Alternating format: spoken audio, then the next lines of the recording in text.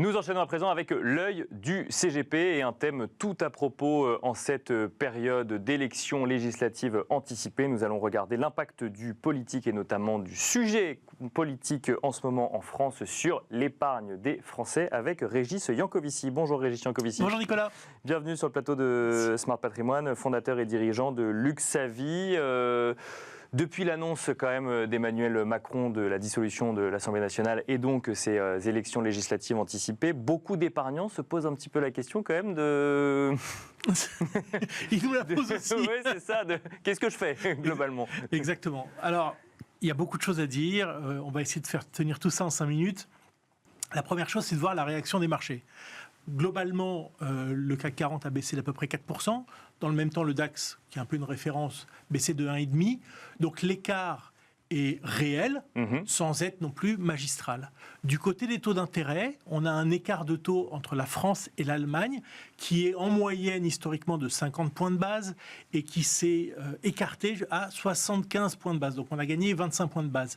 Ça n'a rien d'alarmant réellement. On a déjà connu ce genre d'écart en 2020, en 2018, donc c'est quelque chose d'assez récurrent. D'accord, donc c'est un indicateur, c'est une conséquence, mais c'est pas non plus alarmant si je comprends. Exactement. On prend la température, on voit que finalement il fait pas, je sais pas si chaud ou si froid, mais en tout cas c'est pas une température excessive. De la même manière, l'euro a pas tant bougé que ça. Il a plus bougé la veille des résultats, la veille de la dissolution, donc le vendredi, suite au chiffre du chômage, que suite à l'annonce des résultats et de la dissolution.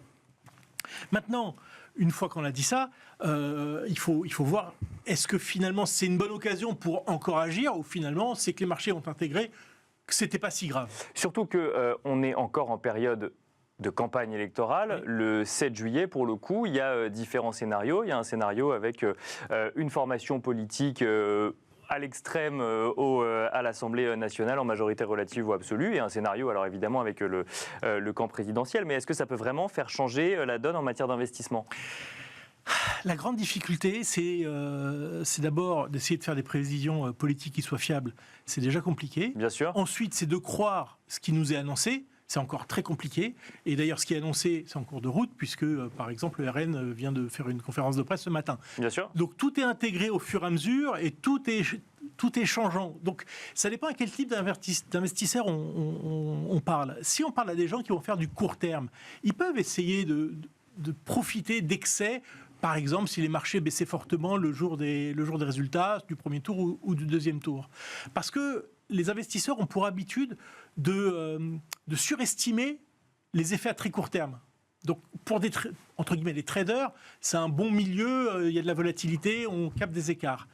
Mais de sous-estimer les effets à long terme. Les effets à long terme, c'est qu'on est parti vers, il me semble, c'est ce qu'on disait au mois de novembre dernier dans l'émission, une droitisation de l'Europe, avec différents impacts au niveau de l'immigration, au niveau de la dette. Et je crois qu'il ne faut pas attendre, quel que soit le gouvernement, à ce qu'il y ait une réduction de la dette d'ici 2 ans et demi, les élections présidentielles. Donc finalement, l'actif qui me paraît le plus à risque aujourd'hui, c'est plus la dette française que les actions ou que même l'euro. D'accord. Et donc, je tire une petite sonnette d'alarme sur la dette française, parce qu'il est vrai que la politique de Macron a été de dire « je dépense pour relancer la machine ». Ça n'a pas fonctionné. On a beaucoup dépensé. On voit d'ailleurs la dette française qui a été dégradée. On voit qu'aujourd'hui, le 10 ans français, on l'a pas en tête, est supérieur au 10 ans portugais. Ouais, c'est vrai qu'on le compare souvent avec l'Italie, mais il y a d'autres pays en Europe, effectivement. Donc, oui, parce qu'on le compare aux fameux PIGS, qu'on disait de manière un peu dédaigneuse. Les PIGS, il y avait le Portugal, et aujourd'hui, la dette française se paye plus cher que enfin, les taux sont plus élevés que les taux portugais. Donc attention à cette dette française. Alors les Français se disent, bon, dette française, moi j'en ai pas dans mon portefeuille, mais c'est pas tout à fait vrai, parce que si vous avez un contrat d'assurance vie avec du fonds euro, vous avez de la dette française. Vous avez beaucoup de dette française. Enfin, faut regarder, faut demander. Donc je Et sais si la nouvelle dette française se paye plus cher, la valeur de ce que vous avez dans vos fonds euros, du coup, baisse mécaniquement. Diminue. Alors il y a des mécanismes comptables qui font que les assureurs maintiennent un taux, mais ces réserves vont diminuer. Forcément. En tout cas, il y a une prise de risque supplémentaire sur le fonds en euros, ça me paraît évident, et c'est pour ça qu'en tant que spécialiste de l'assurance vie luxembourgeoise, on a un nombre d'appels croissant depuis quelques jours. En 10 secondes, Régis Yankovici, on attend de voir globalement quand on est épargnant, on se prépare Écoutez, nous, concrètement, ce qu'on a fait dans les portefeuilles, c'est qu'on a vendu toute la dette française. D'accord. On pouvait avoir dans certains ETF. Donc on réagit. Donc, effectivement, il y a eu cette réaction-là. Sur les actions, on était déjà absent. Je l'avais signalé au mois de novembre. Donc, on n'a pas eu grand-chose à faire de ce côté-là. Merci beaucoup, Régis Jancovici, de nous avoir accompagnés dans l'émission Smart Patrimoine. Je rappelle que vous êtes fondateur et dirigeant de Luxavie. Et quant à nous, on se retrouve très vite sur Bismart.